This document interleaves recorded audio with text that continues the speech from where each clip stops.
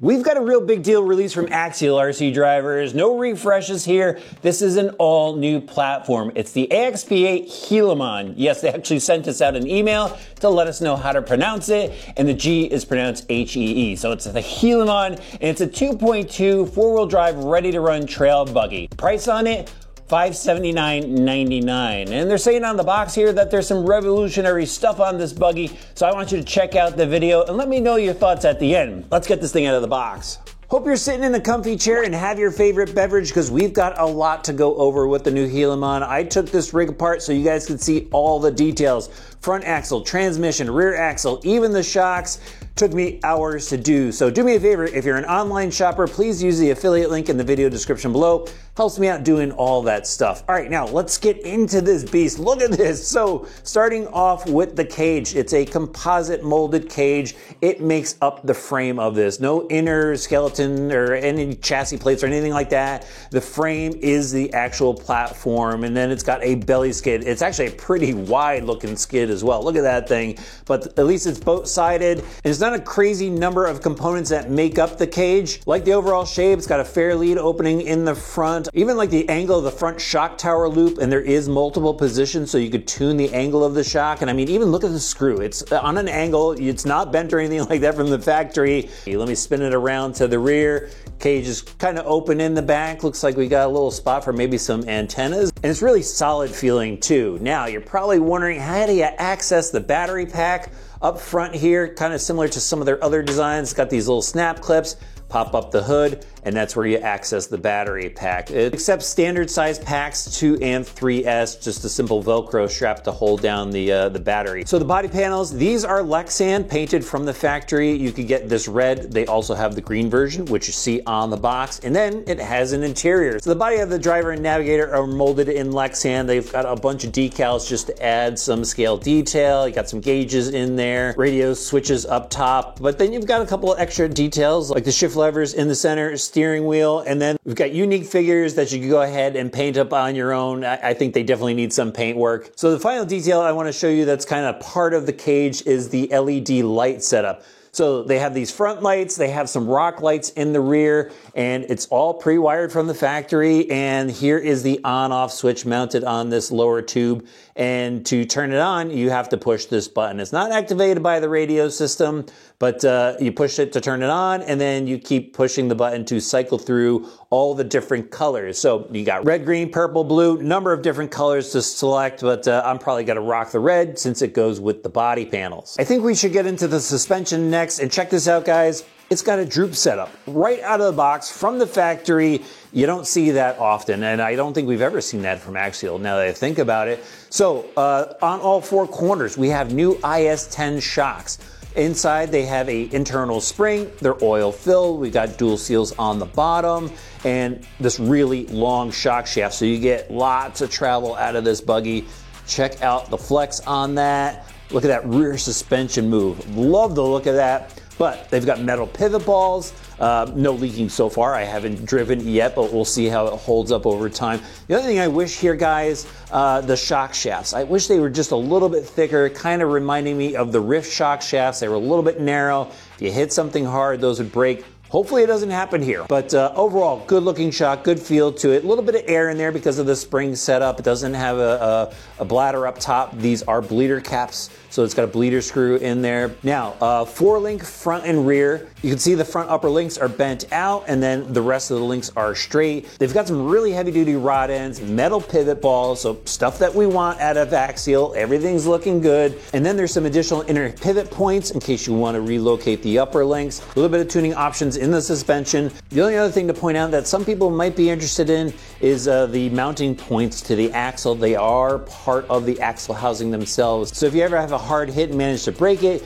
you do have to replace that axle part. It is a multiple piece axle, so it's not like you have to replace the whole thing, but it does look pretty well braced. And then since it's also part of the suspension, wheels and tires on all four corners. You got the Mickey Thompson Baja Boss 2.2s, 5 inches tall. They are licensed, and they've got a pretty good compound selected for these. Feels kind of grippy. Foam inserts on the inside, and they are glued to these Raceline one-piece Avenger wheels. Good looking wheel. Definitely like the setup. Not sure if everybody's gonna like that it's glued, but for a ready to run wheel and tire combo, looks pretty much on point. Here's a quick look at the steering setup, about as high clearance as you could get. Metal links, really nice. Those rod ends, again, really heavy duty looking. Steel pivot balls. Even the screws to retain the links have a washer up top so that rod end doesn't pop off. And then check this out, it has a metal servo horn from the factory. Time to get into the stuff I bet a bunch of you have been waiting for, the driveline. Some really exciting stuff in here, guys. Can't wait to show you. And I'm gonna start off at the front with the AF16P axles. So they are portal axles.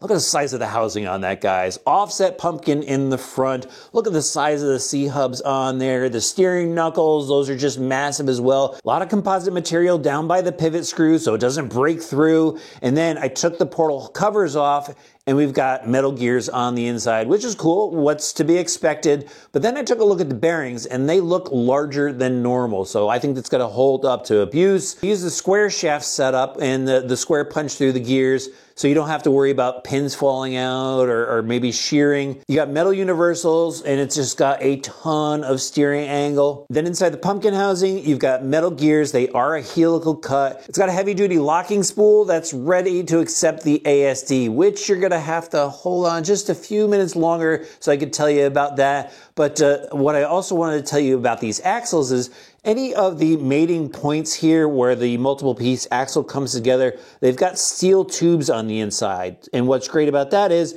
it doesn't rely on just plastic to key together, which may shear and break in hard hits.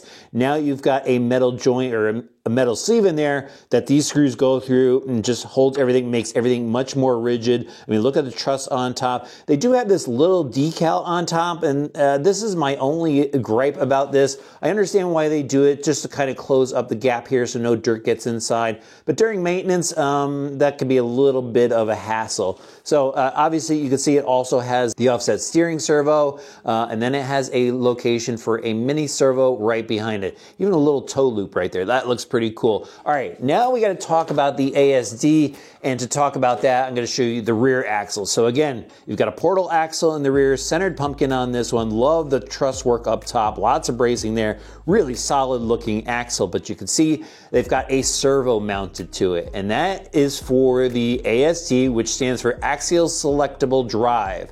So the really cool feature about this buggy, which I hinted about in the intro, was you could go and lock one wheel, the one side or the other, and that's gonna help you when you're turning. So if you wanna turn to the left, you can lock up the left wheel and the rig will pivot a lot tighter. So that's what this shifting servo does right here. Slides to the left or right, locks up one side or the other, and that's what that large heavy duty locking spool with the teeth inside, it's got like shift forks in there, and it will slide that inner locking sleeve over, lock everything up, all metal parts in there. Looks like it's gonna hold up really well. So it's basically simulating a cutting brake on a real rig. However, this is a transmission style setup and it's locking up the rear wheel. Where a cutting brake may slip, this is gonna lock and it's not gonna unlock until you let go on that servo. And it is a momentary switch on the radio system. I'll show you that in a little bit. But I gotta tell you about this servo. So this is a new servo from Spektrum. I haven't found any information online, but I did notice that it has an all aluminum case on it and metal gears. So this is the SX117AX. And I think it's specifically for axial because it's got a really long wire lead. So good stuff so far, right guys? So the new transmission is called the AT6 and it is all metal gear on the inside. Pretty interesting how it goes together. Not your usual transmission that's split into halves or thirds. It's a multi-piece case. One side bolts on kind of like a clamshell. Really interesting setup. But again, all metal gears on the inside, which is absolutely awesome. The other cool thing is it has 30% underdrive to the rear from the factory.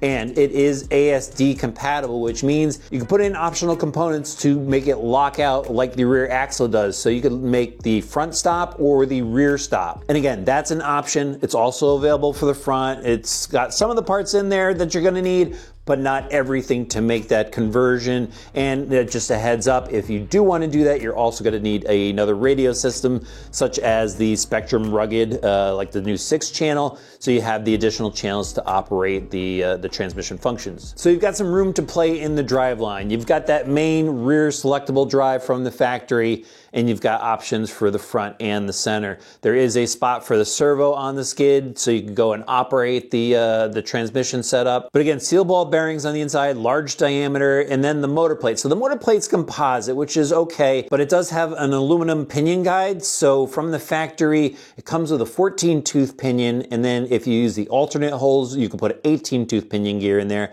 And I did notice in the options list, they do have an aluminum motor plate and an optional gear plate. So if you want to fine-tune the gears even more, you'll be able to do that. And it has a slipper clutch on the inside. Metal spur gear in that, but you've got some transmission protection. Finally, the electronics, and we've got a lot of new stuff here to talk about as well. Starting off with the steering servo up front. So this is the S682. It's a 20 kg servo, steel gears on the inside, and it's not even listed on the website yet. Well, at the time I'm making this video. I already showed you the new servo on the axle, and let's check out the motor. So that's a 550 size motor. That's the Boulder 21 turn brushed motor. So that's gonna give you this rig the torque that you're gonna need. We've got a 2.2 rig here, capable of climbing some gnarly stuff, so you're gonna want that torque. And then to control the throttle, there's a Spectrum Firma brush motor speed controller, 70 amp. I think we've seen this in a couple rigs before. The servos and the speed controller are waterproof, so you get a little splash action on that, you're gonna be fine. But the receiver is out in the open, and that is the 515 receiver from Spectrum. So that's your 5-channel receiver. And most of the ports are filled up, one of them being the lights. You got your auxiliary servo, which is the rear servo. So I definitely like when they include that receiver in the ready to runs.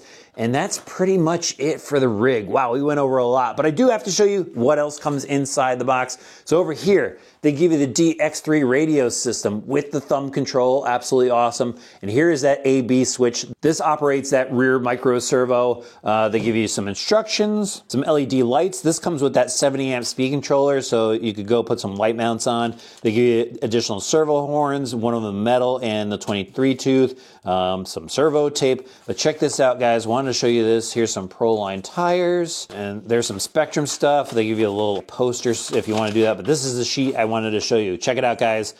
Option parts, they've already got them. So you got titanium rods, aluminum body panels. I definitely need to get those.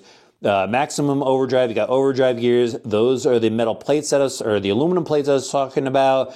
Brass, and then if you want to go 4-wheel steer, they'll have a kit for that. Here we go, RC drivers. I finally found a spot to run the Heliman. I've been driving all over to my normal locations. Everything's covered in snow. I'm in the northeast of the US, and everything is just in a blanket of snow. And I finally drove out to the shore where I knew I'd get some rocks because this is salt water. And I can't wait to drive this thing. I got a little bit of wheel time in on it before I turned on the head cam here.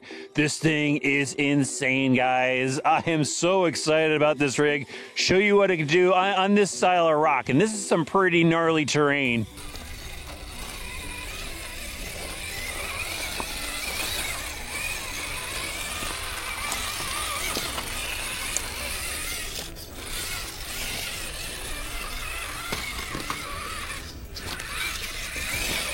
So before we get into the ASD function, I just got to show you guys how well this rig turns. So I'm going to go around this rock here with that rear underdrive and that massive amount of steering angle.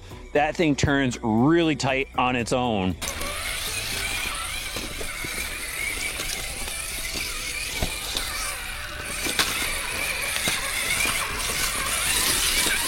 I have to be honest with you guys, I haven't driven too many droop setups, but after driving this rig, I think I'm pretty hooked. It's just incredible how well this rig sticks to the rocks.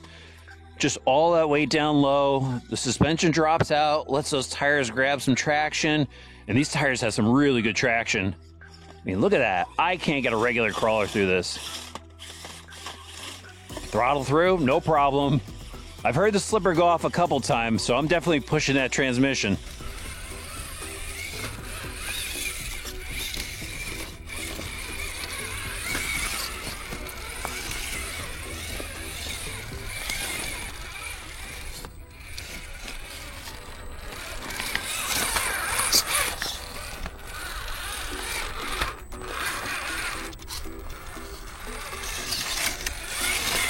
So I know speed is a thing for some, so I want to show you guys full throttle. I'm running on a 3S battery pack right now. And it's got some power to it. We got a little bounce in the tires, but it's manageable. Especially at low speeds, you're not going to notice that. Actually, a little bounce is good sometimes.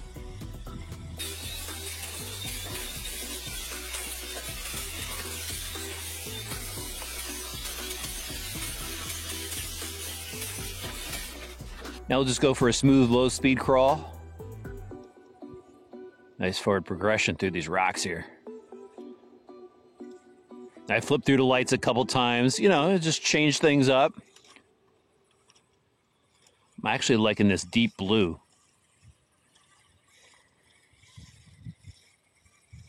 Man, look at that suspension work.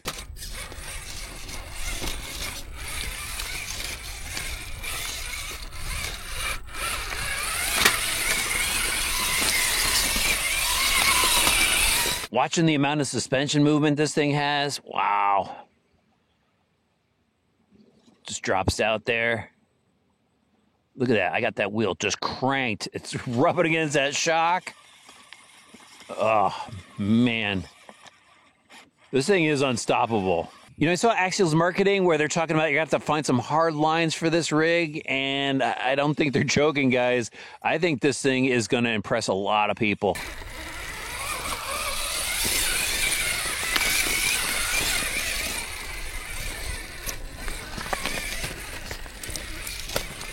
Okay guys, you waited long enough. Time to show you how that ASD works. So I'm just gonna click the button. You can see that passenger rear wheel just lock up. Spun me around a little bit. And it just adds to maneuverability of this. Wow. So the one thing that you're gonna have to get used to is obviously you've got an up and down position switch. So just remembering that up is driver and down is passenger when you're going to make your turn and using the ASD. You know, it's just got to take a little bit of practice. Watch that. Spin it around. That's pretty awesome. So you got 3 wheels basically pushing this rig. It's up. So I got that driver's locked. Spun it around that rock. Hit it again. There we go. And sometimes it needs a little forward momentum to lock in. Just depends on where those keys are in the spool. So driver's lock, there we go. That's just cool. And again, you can get the optional parts to install the ASD in the front and in the center transmission.